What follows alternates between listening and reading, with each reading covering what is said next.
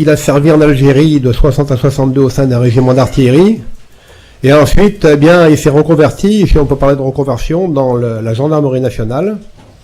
Et il a occupé différents postes, notamment le poste de professeur à l'école de guerre. Alors, son témoignage est intéressant puisque la guerre d'Algérie a commencé avec des gendarmes, puisque comme il s'agissait d'opérations de maintien de l'ordre, les militaires n'avaient pas juridiquement le droit d'ouvrir le feu, donc pour pouvoir tirer, il fallait des gendarmes à côté d'eux pour qu'ils soient dans les conditions légales d'ouverture du feu.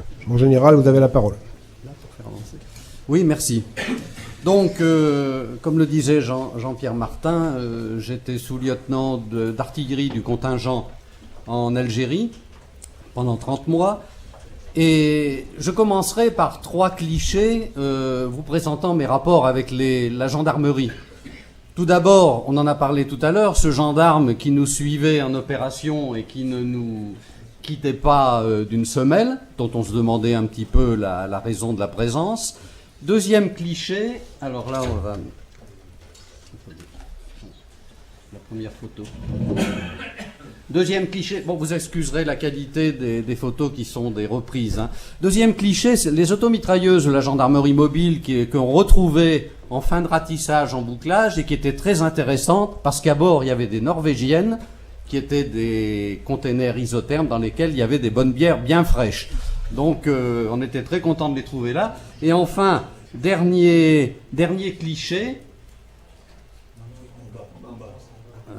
C'est en bas pour avancer. Voilà, dernier cliché, cette rencontre sur le terrain d'aviation d'Orléansville lors d'un héliportage avec le lieutenant Alès de la gendarmerie qui était à la tête d'une arcade de combattants, hein, presque une centaine, et qui s'appelait Partisans Noirs, et qui nous étonnait un petit peu de voir un lieutenant de gendarmerie aussi engagé dans le combat. Alors, ces 3 clichés, en fait, et cette vision extérieure de la gendarmerie, résument assez bien ce qui a été son rôle pendant cette période, c'est-à-dire exécution de ses missions traditionnelles, judiciaires notamment, participation au combat et adaptation aux circonstances. Donc en 20 minutes, je vais vous résumer un petit peu ces événements. Donc la gendarmerie, elle est arrivée, bien sûr, au moment de la conquête de 1830, sur le territoire, et les gendarmes vont occuper le terrain, c'est-à-dire les brigades occupent le terrain, mais dans un rapport moindre par rapport à celui de la France, puisque c'est dans un rapport de 1 à 10. 10 fois moins de brigades par rapport à la métropole. Alors, voilà la brigade de Kerata, vous remarquez d'ailleurs qu'elle est un petit peu fortifiée. Ce quadrillage de la gendarmerie, beaucoup moins dense que la métropole, posera d'ailleurs quelques problèmes au niveau de la surveillance et du renseignement. Mais en 1954, au moment du déclenchement de l'insurrection, il y a moins de 5000 hommes de la gendarmerie en Algérie, ici la brigade de Bougie, et alors qu'ils sont 58 000 en métropole. Pardon, ça va trop vite. Voilà. Et vous remarquerez d'ailleurs sur cette photo, à côté des gens, qui est une photo fin 19e, à côté des gendarmes, la présence d'auxiliaires locaux. Alors, la gendarmerie, compte tenu de l'étendue du territoire algérien, a beaucoup de difficultés à communiquer avec la population, barrage de la langue également, c'est certain, les distances à parcourir. Les événements de 1945 ne sont pas une surprise pour la gendarmerie qui avait quand même pressenti des mouvements, la montée des brigandages. Ça sera le cas également jusqu'en 1954. Les renseignements d'ambiance de la gendarmerie font état d'acquisition d'armes et d'entraînement à caractère militaire. Mais en 1954, le caractère simultané du déclenchement des attentats n'avait pas été prévu. Une date importante, c'est 1955, la proclamation de l'état d'urgence sur tout le territoire à partir du mois d'août, et qui là va entraîner une coopération inévitable entre armée et gendarmerie. Et un accroissement des tâches pour la gendarmerie, notamment l'AGM, la gendarmerie mobile qui doit accompagner les troupes, les gardes et transfèrements de prisonniers, l'aide à la mise sur pied des unités territoriales. Les effectifs de la gendarmerie sont de 7000 hommes et ne cesseront d'augmenter dans les années suivantes. 2 mots sur la bataille d'Alger, entreprise par la 10e division parachutiste en 1957. La gendarmerie a été bien sûr impliquée au plan judiciaire notamment, mais également le recensement de la Casbah a été fait uniquement par les escadrons de gendarmerie mobile.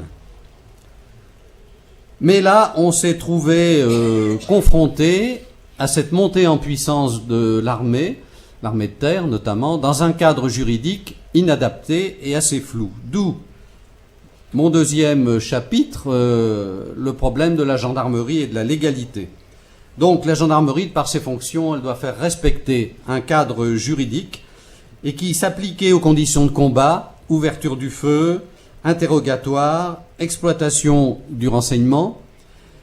Et il est clair que les prescriptions du code d'instruction militaire, qui prévoyaient arrestation, enquête judiciaire, autopsie dans les cas de décès,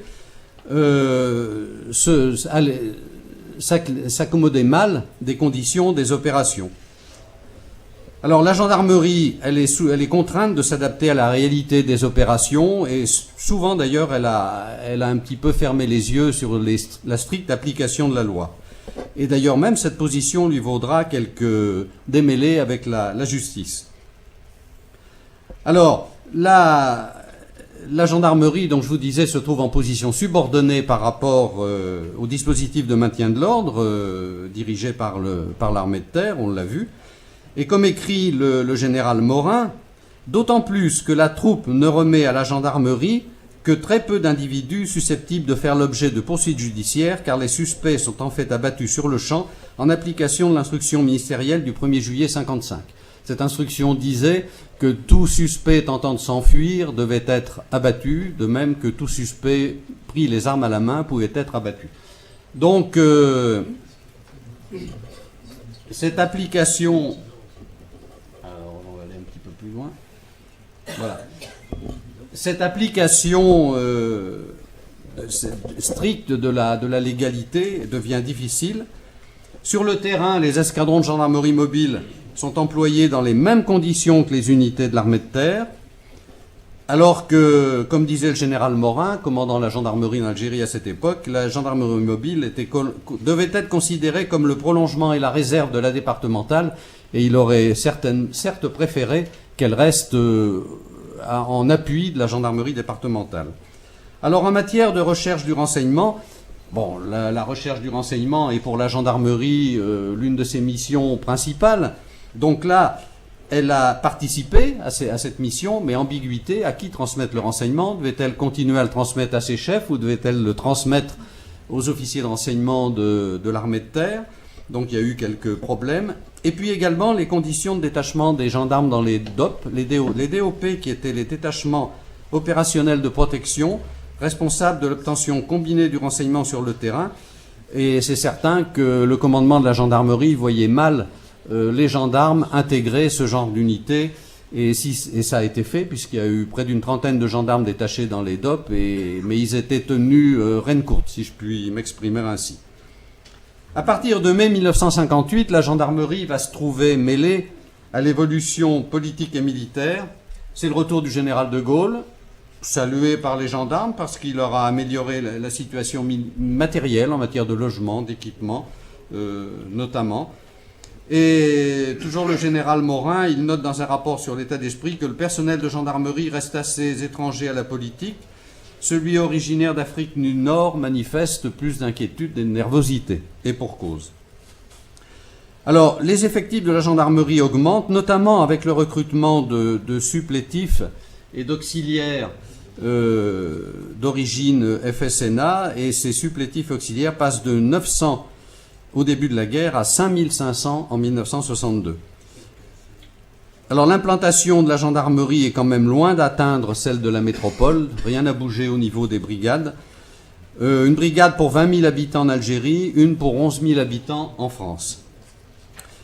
Alors, il y a eu l'implantation des SAS, on en a parlé, des sections administratives spécialisées, d'où le problème de cohabitation avec les brigades, parce qu'elles sont en prise sur le territoire. Et que disait le général Morin à ses troupes? Donc, c'est un échelon hiérarchique supplémentaire à l'égard des brigades. Lui souhaite qu'elles échappent à toute subordination, et il écrit tout en entretenant des liaisons empreintes de la déférence due aux autorités locales. Voilà, c'est le langage gendarmique traditionnel. Alors, en 1958, adaptation, je vous disais, création des commandos de chasse. On a demandé au général Morin que la gendarmerie participe à l'effort commun. Inutile de vous dire que la réponse a été plus que réticente pour des questions d'effectifs et de principe, mais ils ont quand même été mis sur pied. 6 commandos, notamment dans la région d'Orléansville, dans l'Azado d'Ouest algérien. C'est pour ça, puisque j'étais à Orléansville, que je les ai rencontrés. Et Partisan Noir, qui était commandé donc là par le lieutenant Alès qu'on a vu tout à l'heure, intervenait sur Loire-Nice, et en avril 62, son bilan était de 621 hors la loi tués pour 15 morts en opération dans ses rangs, dont un officier. Période suivante, période difficile, parce qu'on va arriver dans ce que j'appelle la gendarmerie et la guerre civile, séparation, fraction au sein des populations, et à la lutte contre le FLN qui continue. La gendarmerie va devoir ajouter la lutte contre les Européens, dont d'ailleurs beaucoup servent dans ses rangs. Alors cette tâche devient psychologiquement pénible, et la gendarmerie rappelle qu'elle doit se tenir à l'écart des discussions politiques, et beaucoup de Français, de gendarmes de souche européenne, algériens, seront mutés en métropole lorsqu'on sentira qu'ils ont du mal à continuer à faire leur métier correctement. La gendarmerie mobile rejoint les villes pour le maintien de l'ordre. Elle est en première ligne pour le maintien de l'ordre, et malheureusement, le 24 janvier 60, elle va payer un lourd tribut suite à cette manifestation du 24 janvier, où 14 gendarmes sont tués en dégageant des barricades. Qu'est-ce qui s'est passé? Le général Morin souligne le manque de coordination avec la troupe et l'indécision de celle-ci. Ce sont ses propres termes. Les régiments c'est de la Légion, je crois, qui devaient protéger les flancs des escadrons de gendarmerie mobile sont intervenus trop tard, laissant la gendarmerie mobile exposée au feu des Européens, et donc il y a eu quand même un lourd bilan. Je suis en avance là. On n'est pas en avance, monsieur. Non. Vous êtes peut-être en avance, mais on est en retard globalement. Oui, mais moi j'ai dépassé, non? Non, vous avez encore 5 minutes. Ah oui, c'est bon. Autre date importante, le putsch de 61. Alors, voilà, le putsch de 61. La gendarmerie fait preuve, je cite, d'une certaine passivité et d'un attentisme révélateur. Vous ne serez pas surpris, à tel point même que l'état-major interarmé survivant s'installe au siège du commandement de la gendarmerie pour continuer à exercer ses fonctions.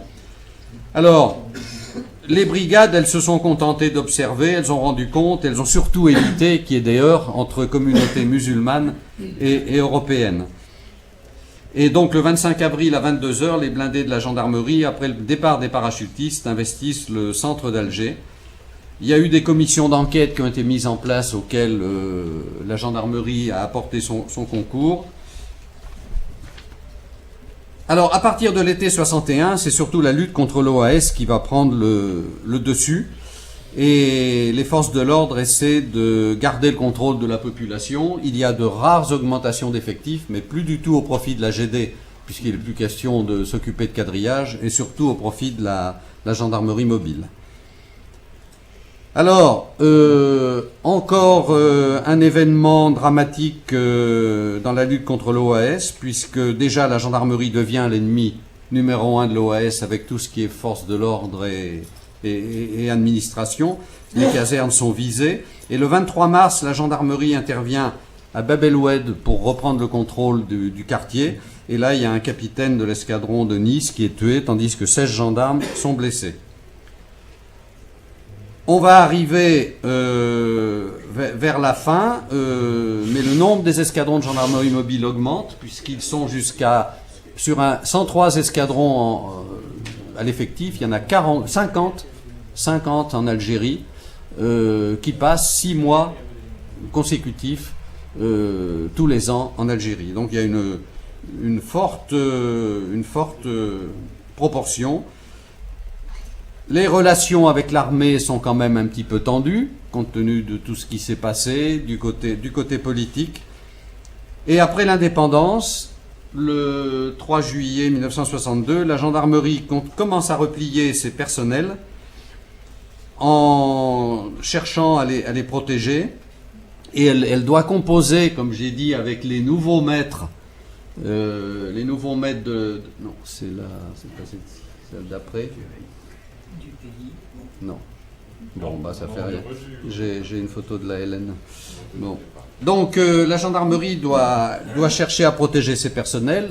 Il y a quand même la LN exige que l'on mette le drapeau algérien dans les brigades. Les gendarmes ne veulent pas. Les gendarmes sont obligés de se déplacer en civil, aussi bien à cause des attentats OAS que des récriminations de la LN. Donc c'est pas une période facile.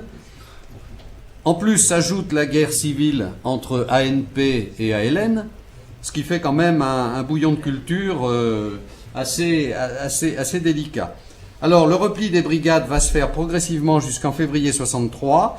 Il va rester 1900 hommes de la départementale pour assurer les missions de prévôté auprès de l'armée qui est encore là. Les autorités algériennes auraient souhaité conserver les escadrons pour le maintien de l'ordre, mais on leur a pas donné. Hein. Il est resté que 1 ou 2 escadrons, c'est tout. Tous les autres ont été rapatriés.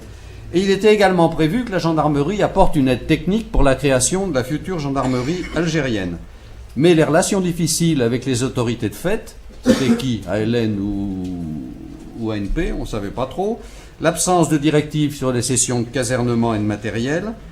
Le silence sur les conditions d'intégration des gendarmes musulmans, c'est logiquement les gendarmes musulmans supplétifs qui auraient dû créer la future gendarmerie algérienne. Bon, ça n'a pas pu se faire. Donc la gendarmerie a décidé de rentrer et a tout laissé tomber, tout ce qui était en matière d'aide technique. Ma conclusion, je reprends pas, je dirais simplement que l'épisode algérien a été pour la gendarmerie une période difficile. On peut comparer à celle de la France de Vichy lorsqu'il faut, pour des personnels d'ordre et de discipline, obéir à des directives qui ne sont pas toujours en accord avec leurs propres idées. Alors on peut se démettre, certes, mais on peut aussi se soumettre en tentant d'atténuer les dérives. C'est ce que beaucoup ont cherché à faire à tous les niveaux, n'oubliant pas cependant que la vocation de la gendarmerie, c'est d'être au service de la loi. Je vous remercie.